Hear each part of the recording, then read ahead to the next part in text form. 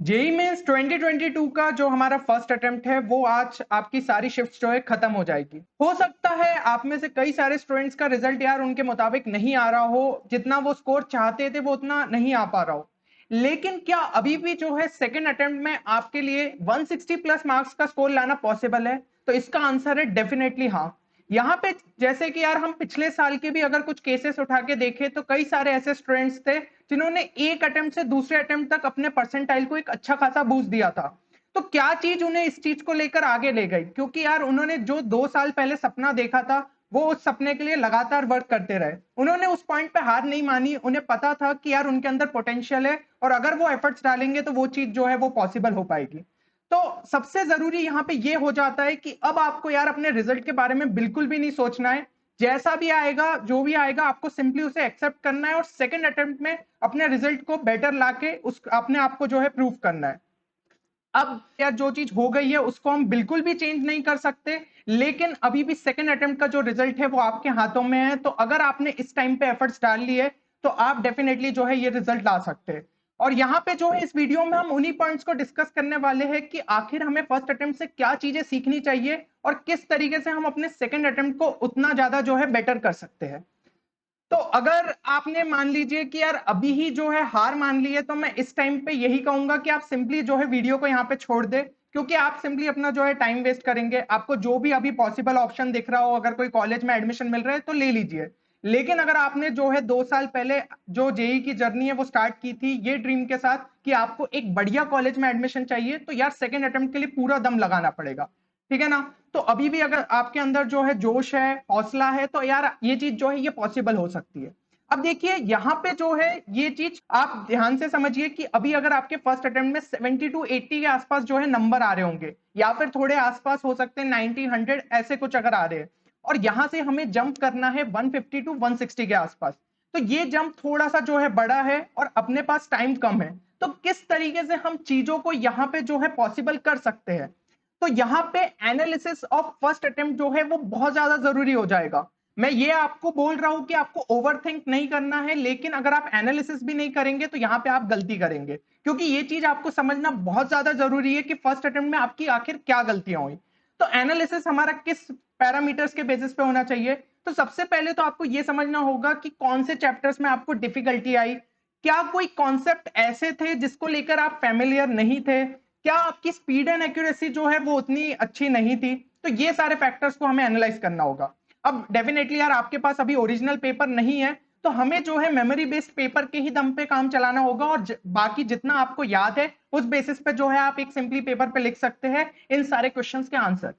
और यहाँ पे आपको जो है किस तरीके से उसे फ्रेम करना है, जो which chapters you find most difficult to solve को आपको दो कॉलम में जो है बांटना है, एक चैप्टर्स कंप्लीटेड और एक चैप्टर्स नॉट कंप्लीटेड।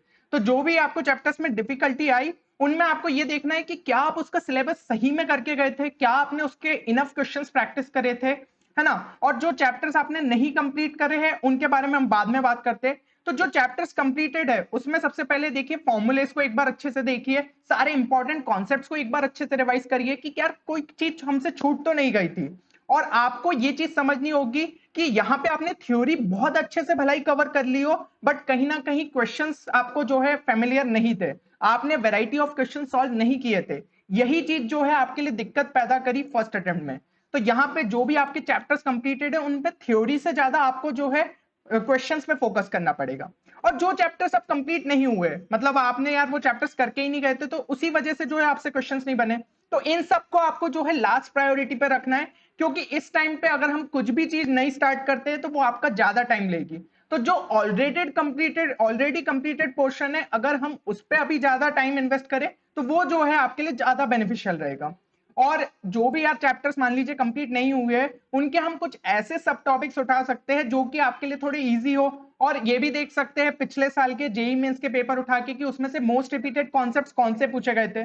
तो इससे ही याद आया कि यार हमने आपके लिए मोस्ट रिपीटेड कॉन्सेप्ट की भी जो है सीरीज क्रिएट करके रखी है 30 वीडियोस की, जिसके अंदर हमने पिछले 3 साल के एनालिसिस पे ये बताया था कि कौन से कॉन्सेप्ट सबसे ज्यादा रिपीट हुए। और अभी जो है हमने कुछ वीडियोस भी पब्लिश किए थे जिसमें बताया था कि हर एक शिफ्ट में आपको कम से कम 4 से 5 क्वेश्चन उसी सीरीज से देखने को मिले। तो वो सीरीज आपके लिए कितना ज्यादा बेनिफिशियल हो सकता है इसी चीज से आपको समझ में आ रहा होगा। और हम डेफिनेटली ये सीरीज को जो है कंटिन्यू भी करने वाले सेकंड अटेम्प्ट के लिए, ताकि आपको और ज्यादा हेल्प मिल पाए। तो एक बार अगर आपने नहीं देखा है तो उस सीरीज की लिंक जो है वो आपको डिस्क्रिप्शन में मिल जाएगी, उसे जरूर चेक कर लीजिएगा। अब हमें पेपर में ये भी देखना होगा कि क्या ऐसे क्वेश्चंस में हमें ये दिक्कत आई थी कि हम उस कॉन्सेप्ट्स को लेकर फेमिलियर ही नहीं थे। जब आपने सॉल्यूशन देखे तो आपको ये लगा कि यार इस टाइप के क्वेश्चन का अप्रोच तो मुझे आता ही नहीं है।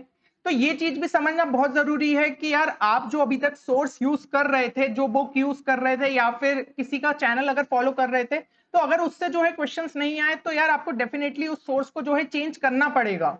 क्योंकि ये चीज समझिए कि अगर वहां से जो है क्वेश्चंस नहीं हमें देखने को मिले, आपके लिए वो कॉन्सेप्ट एकदम नया था, मतलब पूरी तरीके से वहां पे सिलेबस कंप्लीट नहीं हो पाया है, तो यहाँ पे मेरा जो है कुछ सजेशन रहेंगे आपको, मतलब कुछ स्टैंडर्ड बुक्स बताना चाहूंगा जहां से जो है क्वेश्चंस जनरली आपको ज्यादा फेमिलियर दिखेंगे।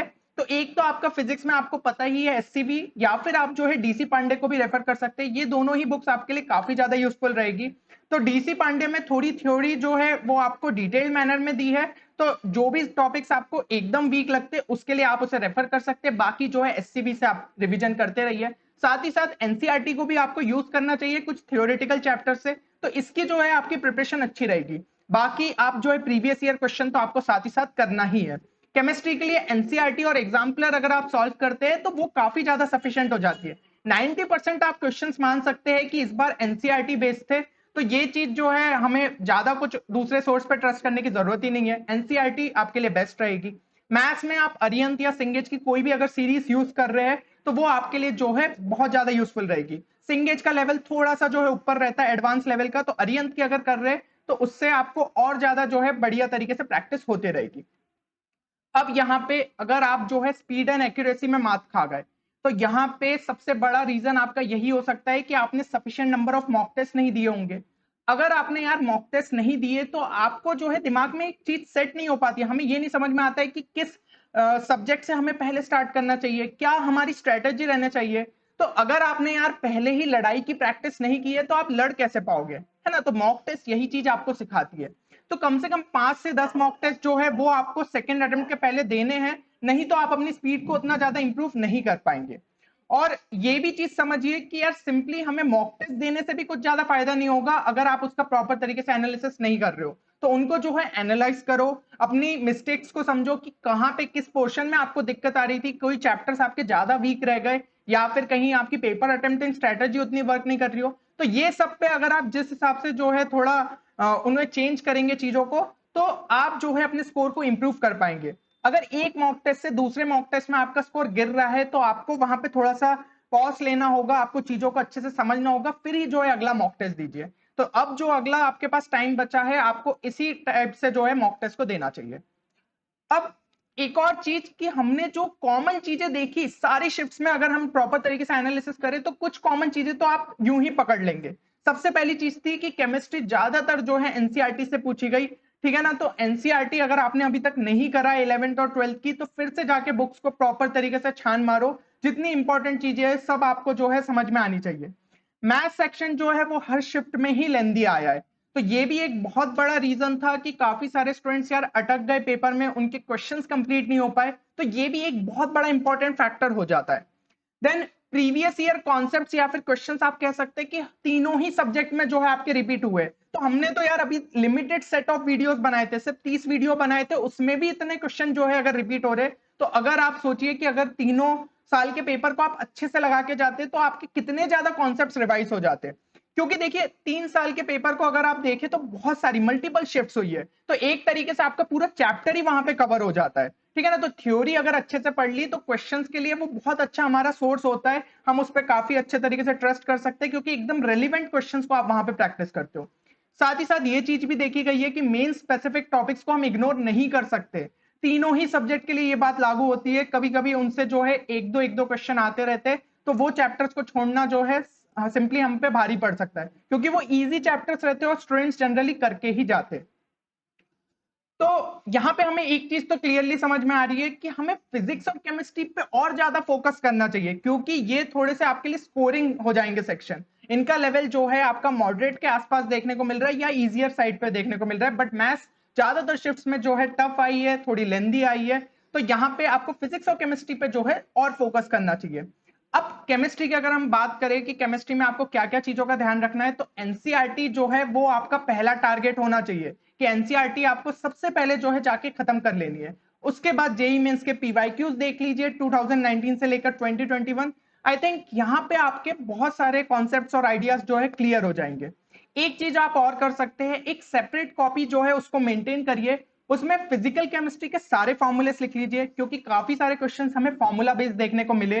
देन ऑर्गेनिक में क्या करिए, सारी इंपॉर्टेंट रिएक्शंस लिख लीजिए और सिर्फ रिएक्शंस मत लिखिए क्योंकि इस टाइम पे ऐसा हुआ कुछ क्वेश्चंस में आपके ऐसे भी क्वेश्चन पूछ लिए गए कि इसके अंदर कुछ कार्बोकैटाइन अगर इन्वॉल्व था तो उस टाइप से रिलेटेड कुछ क्वेश्चन पूछ लिए गए। तो हमें अगर किसी रिएक्शन में दिख रहा है कि यहाँ पे कार्बोकैटाइन फॉर्म हुआ था तो उसको अलग से वहां पे लिख दिया, ये रिएक्शन में फ्री रेडिकल रिएक्शन थी तो वो चीज आपने लिख दी, ठीक है ना। SN1 SN2 इस टाइप से कुछ रिएक्शन है तो वो सब चीजें भी उसके अंदर मेंशन करिए, या फिर कुछ आपको स्पेसिफिक उसमें बताया कि इसका ये कलर फॉर्म हो जाता है तो ये चीज भी आपको उसमें लिखनी है। तो जितने बढ़िया आपके शॉर्ट नोट्स रहेंगे वो आपको उतना ही ज्यादा जो है हेल्पफुल रहेंगे। इसके अंदर आपको सारे इंपॉर्टेंट ट्रेंड्स भी लिख लेना चाहिए, ठीक है ना। साथ ही साथ कुछ अगर स्ट्रक्चर्स है जो कि ऑर्गेनिक में आपके काफी ज्यादा इंपॉर्टेंट है, कॉमन नेम पे पूछे जाते हैं क्वेश्चन, तो वो भी चीज आपको लिखी होनी चाहिए। साथ ही साथ रीएजेंट टेस्ट भी जो है आपको सारे चैप्टर्स के क्लियर रहने चाहिए, ठीक है ना। तो ये जो है आपके लिए बहुत ज्यादा हेल्पफुल रहेगा। इनऑर्गेनिक में अगर हम बात करें तो सेम चीज उसके लिए भी जाती है, सारी इंपॉर्टेंट रिएक्शंस लिख दी, इंपॉर्टेंट ट्रेंड्स लिख लिए, इंपॉर्टेंट स्ट्रक्चर्स लिख लिए, और जो सारे कुछ अगर इंपॉर्टेंट एक्सेप्शंस भी है, ठीक है ना, वो भी आपने लिख लिए। तो ये सबसे क्या होगा, आपने जितनी इंपॉर्टेंट चीजें हैं उनको एक बार और कॉपी में लिख लिया तो वो आपके दिमाग में ज्यादा टाइम तक जो है आप उसे रिटेन कर पाएंगे। फिजिक्स में अगर हम बात करें तो फिजिक्स में देखिए फॉर्मूलेस एक बार फिर से सारे आपको जो है रिवाइज करने पड़ेंगे और सॉल्व्ड एग्जांपल्स भी उनसे रिलेटेड देख लीजिए ताकि उनका एप्लीकेशन क्लियर हो जाए। तो फिजिक्स जो है बहुत ज्यादा टफ नहीं आ रहा था, तो अगर आपके फॉर्मूलेस बहुत अच्छे से क्लियर है, उनकी अंडरस्टैंडिंग अच्छे से, तो आप काफी क्वेश्चंस को जो है अटेम्प्ट कर सकते थे। कुछ क्वेश्चन जरूर थे ऐसे जो कि ट्रिकी थे, दो तीन कॉन्सेप्ट्स को इन्वॉल्व कर रहे थे, तो वो तो यार स्टूडेंट्स के अंडरस्टैंडिंग पर डिपेंड करता है कि पहले से वो कितने ज्यादा क्वेश्चंस प्रैक्टिस करते आ रहे हैं। बट कुछ तो ऐसे थे ना जो कि फॉर्मूले के बेसिस पे कर सकते थे, तो उन पे भी जो है हमें फोकस करना है। साथ ही साथ जो है 2019 से 21 पीवाईक्यूज वो तो तीनों ही सब्जेक्ट के लिए जो है आपके लिए मैटर करेगा। और कुछ पोर्शंस का जो है हाई वेटेज था, हमने एक वीडियो भी बनाया था हाई वेटेज वाला, तो वो चीज हर शिफ्ट में लगभग देखी गई, मॉडर्न फिजिक्स से क्वेश्चन पूछे ही जा रहे थे, करंट इलेक्ट्रिसिटी से आई जा रहे थे। तो इस टाइप के जो है हाई वेटेज टॉपिक्स को बिल्कुल नहीं छोड़ना है।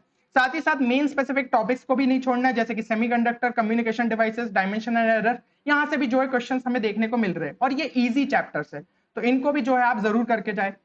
अब अगर हम मैथ्स की बात करें तो मैथ्स जैसा कि आप जानते हैं कि लगभग हर शिफ्ट में आपकी थोड़ी लेंदी आ रही है, तो हमें जो है स्कोरिंग पोर्शन पे ज्यादा फोकस करना चाहिए। अगर हम मैथ्स को फिर से पूरी तरीके से कि नहीं मैं तो मैथ्स में ही 80 प्लस 90 प्लस लाऊंगा, तो ये चीज थोड़ी सी गलत हो जाएगी क्योंकि देखिए अगर पेपर लेंदी आ रहा है तो जनरली आपको वहां पे डिफिकल्टी होगी। आपको फिर ट्राई ये करना चाहिए कि जो एक बहुत बढ़िया स्कोर ला सकता हूं, अगर मैं कम स्कोर भी लाऊं तो मेरे परसेंटाइल बहुत अच्छे बन सकते हैं क्योंकि जनरली लगभग हर स्टूडेंट को जो है वहां पे डिफिकल्टी होने वाली है अगर पेपर लेंदी आया था, टफ आया था। तो ये चीज आपको समझनी होगी, आपको क्वेश्चंस के प्रति ज्यादा सिलेक्टिव रहना होगा। तो यहाँ पे अगर आप 2019 से 21 के पीवाईक्यूज भी करते हैं तो उससे भी आपके जो है काफी सारे कॉन्सेप्ट्स कवर होंगे। और फिर से यहाँ पे मेन स्पेसिफिक टॉपिक्स को बिल्कुल भी इग्नोर मत करिए, जैसे कि मैथमेटिकल रीजनिंग हो गया, स्टैटिस्टिक्स हो गया, सेट्स एंड रिलेशन हो गया। और जैसा कि मैंने यहाँ पे बोला कि स्कोरिंग पोर्शन पे ज्यादा फोकस करो, तो कुछ मैं ऐसे चैप्टर्स आपको बताना चाहूंगा जहां पे इनपुट थोड़ा कम डालने पड़े या फिर जो है वो कंपैरेटिवली इजी जो है चैप्टर्स हो जाते हैं और उनमें आपको मार्क्स ज्यादा मिल सकते हैं। तो जैसे कि मैथमेटिकल रीजनिंग हो गया, quadratic equation, sequence and series, sets and relation, statistics, trigonometric equation, PNC. तो पीएनसी के एडवांस में जो है अच्छे क्वेश्चंस आ जाते हैं, बट मेंस में जो है क्वेश्चंस वो डिसेंट पूछते हैं, तो यहाँ पे आप इस पे भी अच्छे से प्रिपरेशन कर सकते हो। बाइनोमियल थ्योरम जहां पे फॉर्मूले से काम हो जाता है, vectors and 3D, determinants, limits, continuity and differentiability, differential equation, definite integral plus area under the curve. तो डेफिनेट इंटीग्रल में थोड़ा इनडेफिनेट के भी कुछ फॉर्मूलेस आपको क्लियर होने चाहिए, तभी आप इनकी प्रॉपर्टीज को और अच्छे से वहां पे यूज कर पाओगे। तो ओवरऑल इन चैप्टर्स पे आप जो है ज्यादा प्रायोरिटी पे रख सकते हो उन्हें, फिर उसके बाद बचे हुए चैप्टर्स को आप देख लीजिए। तो ये ओवरऑल जो है अगर हम स्ट्रेटेजी को फॉलो करेंगे तो आप आने वाले दिनों में डेफिनेटली सेकंड अटेम्प्ट के लिए काफी ज्यादा इंप्रूव कर सकते हैं। अब अगर आप चाहते हैं कि एक हम ऐसा वीडियो लाए जिसमें आपको अगले 20 दिन के लिए एक मोस्ट एफिशिएंट टाइम टेबल बताए, क्योंकि जैसा कि हमने पिछले अटेम्प्ट में भी जो है एक टाइम टेबल बताया था स्टूडेंट्स को, जिन्होंने फॉलो किया उनको डेफिनेटली उससे काफी ज्यादा फायदा हुआ। तो अगर आप भी ऐसा वीडियो चाहते हैं तो एक बार कमेंट सेक्शन में जरूर मेंशन करें। हम पूरा ट्राई करेंगे कि जल्द से जल्द उस वीडियो को रिलीज करें। बाकी यार इसी तरीके के जो है इंपॉर्टेंट और हाईली बेनिफिशियल वीडियोस आपके लिए लगातार चैनल पे आते रहेंगे, तो चैनल को सब्सक्राइब करना ना भूले। चलिए मिलते हैं अगले वीडियो में, तब तक के लिए take care and good bye.